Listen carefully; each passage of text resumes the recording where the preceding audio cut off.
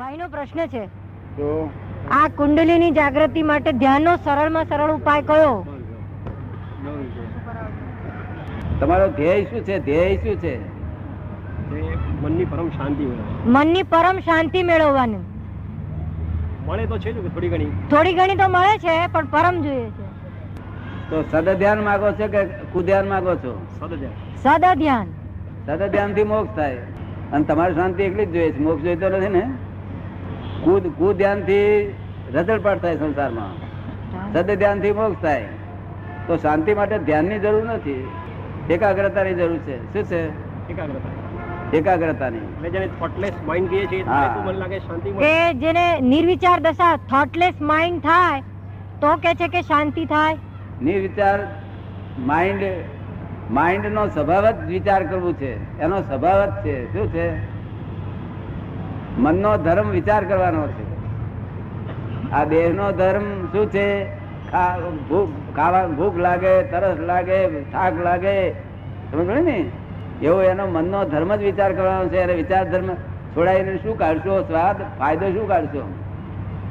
ફાયદો શાંતિ, બીજું કઈ નહીં. શાંતિ એટલો જ ફાયદો. હા, તે તમારા જે એક લેખક હતા, એ લેખક મને એમ કે છે કે મારું મન છે તે ઓપરેશન કરી આપો કે છે.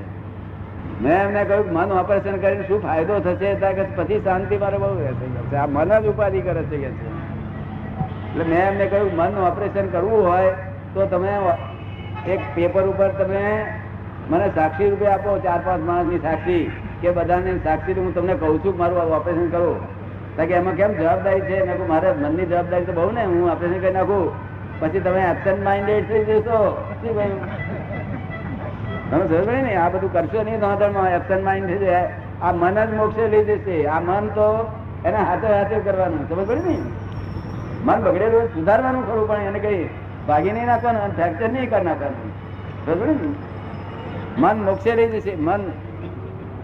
આ મન ઊંધું ચાલે તારે સંસારમાં ભટકાય કરે, અને છીતું ચાલે મોક્ષે લઈ જાય. એટલે મનની એકાગ્રતા કરવાની જરૂર છે. ઘરમાં બાળવા હેરાન કરે છે ને, ઘરમાં વિઘ્નો બહુ આવે છે.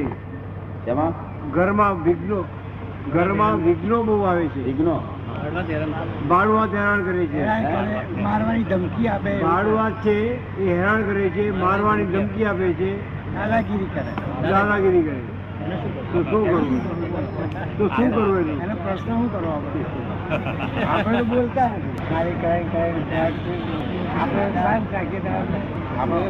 અત્યારે શું કરો છો તમે? મ્યુનિસિપાલિટીમાં છે. એ બારવાર ધમકી આપે તો અત્યારે શું તમે ઉપાય કરો છો? પોલીસ કેસ કરી દઈએ. પોલીસ કેસ કરી દે કે પોલીસ કેસ કરી દે. પછી એના શું ફાયદો થાય છે?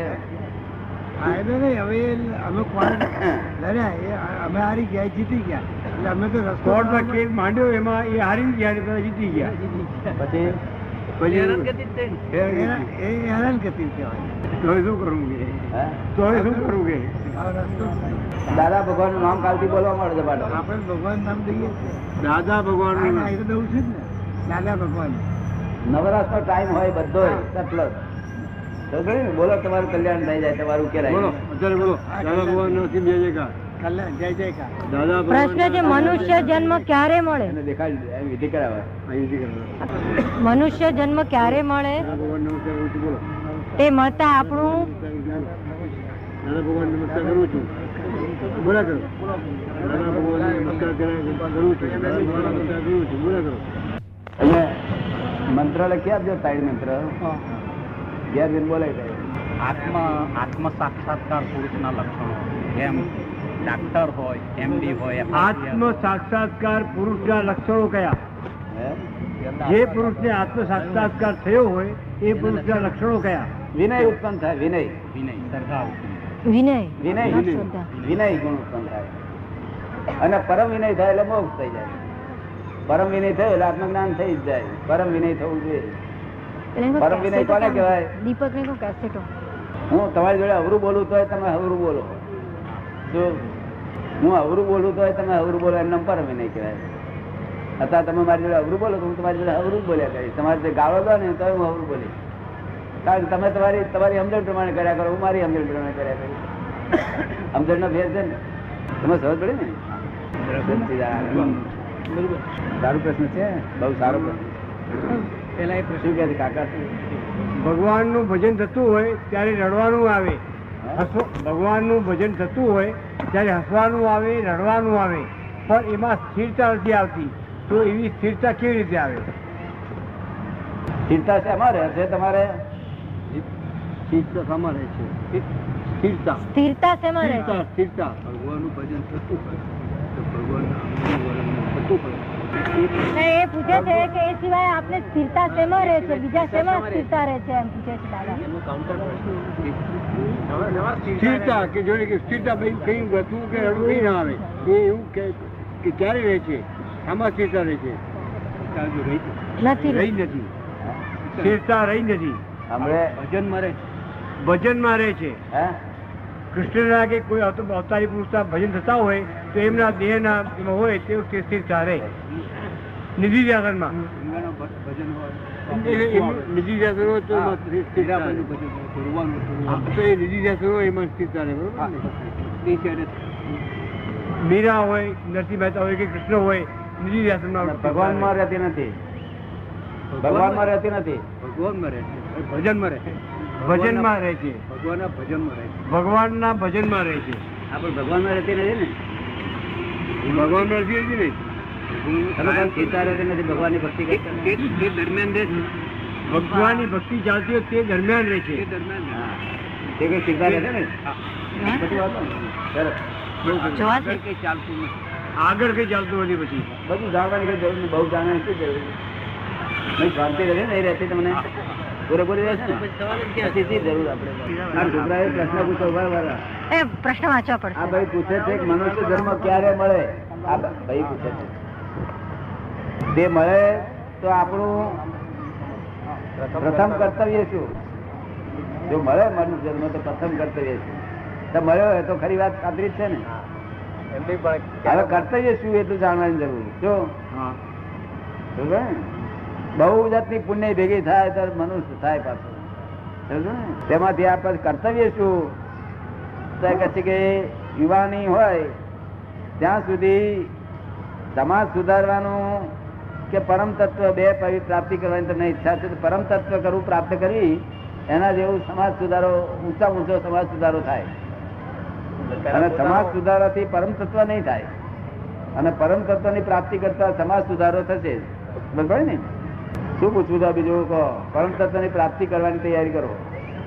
પરમ તત્વ પ્રાપ્ત કરવા માટે બીજા અડચણો આવે છે, પૈસા છે, બીજું કઈ છે. હા, પરમ તત્વ પ્રાપ્ત કરવા માટે બીજી મુશ્કેલીઓ આવે છે. પૈસા, સમાજ.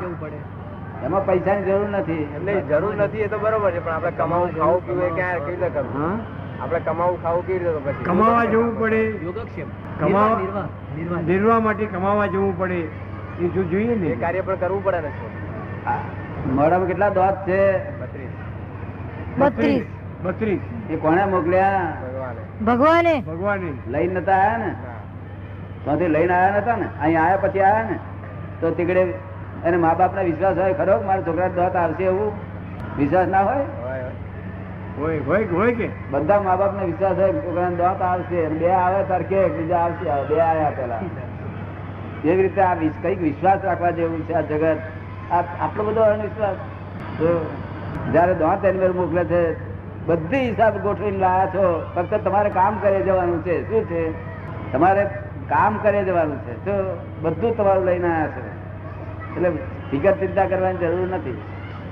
એટલે જે ક્ષેત્રમાં જે કાર્ય કરતા પૈસા કમાવા માટે સાથે સાથે આ કરવું કે એને છોડીને કરવું? એ કહે છે કે આપણે જે ક્ષેત્રમાં કામ કરતા હોઈએ એ કામ કરતા કરતા આ પરમ તત્વની પ્રાપ્તિ કરવી કે પછી છોડી દેવું? ના, છોડી છૂટે એવું નથી. આ બધા લોકોને ત્યાગી થવાની ઘણી ઈચ્છા હોય પણ કઈ ત્યાગ થવાય નહીં. પેલા ત્યાગી થયેલા છે ને એને તો કંટાળો આવે છે ક્યારે સંસારી થઈ જવું પણ સ્થિર થાય. એ તો શેકાયા કરે છે, આ અહીં શેકાયા કરે છે. સમજ પડે ને? એટલે બધા જ્ઞાન તો ફસાયા છે લોકો. ત્યાગીઓ મારી પાસે જ્ઞાન લેવા આવે છે. કારણ કે શું તો અહીં તો ઘેર તો પોતાની વાઈફે એમ કે જરા શાંતિ રાખો, લ્યો ભજીયા મને આલું છું. કોણ કે એમને મારી ધ્યાનતા ઉપાધિ ઉપાધિ ઉપાધિ છે.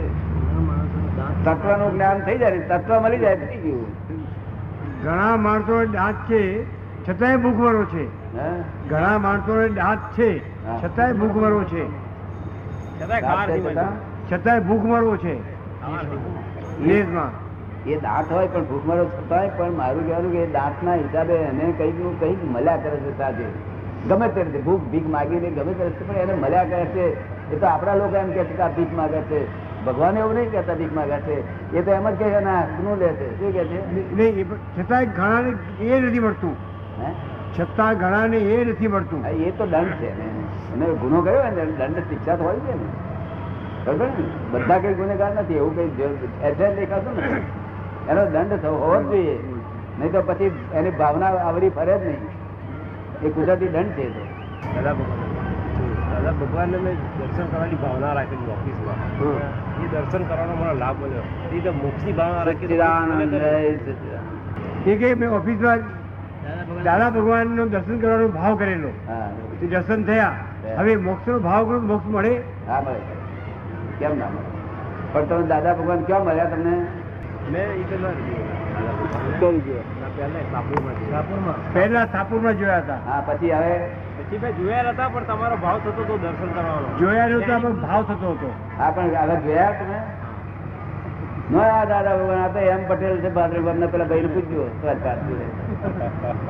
આ તો ભાદરવી ગામના એમ પટેલ છે અને દાદા ભગવાન તો મહી બેઠેલા છે ને તે છે. આ તો પબ્લિક ટ્રસ્ટ છે. શું છે પબ્લિક ટ્રસ્ટ તમારે આ દેરાસર છે તમે ટ્રસ્ટી મહી ભગવાન બેઠા છે 14 લોકનો નાથ છે. જો માગે એ મળે એવું છે એ ભગવાનની પાસે. હું બહુ માંગણી કરું છું કે આ લોકોનું કલ્યાણ થઈ જાવ. શું કહ્યું અને તમને કહું છું માંગણી કરો. શું કહ્યું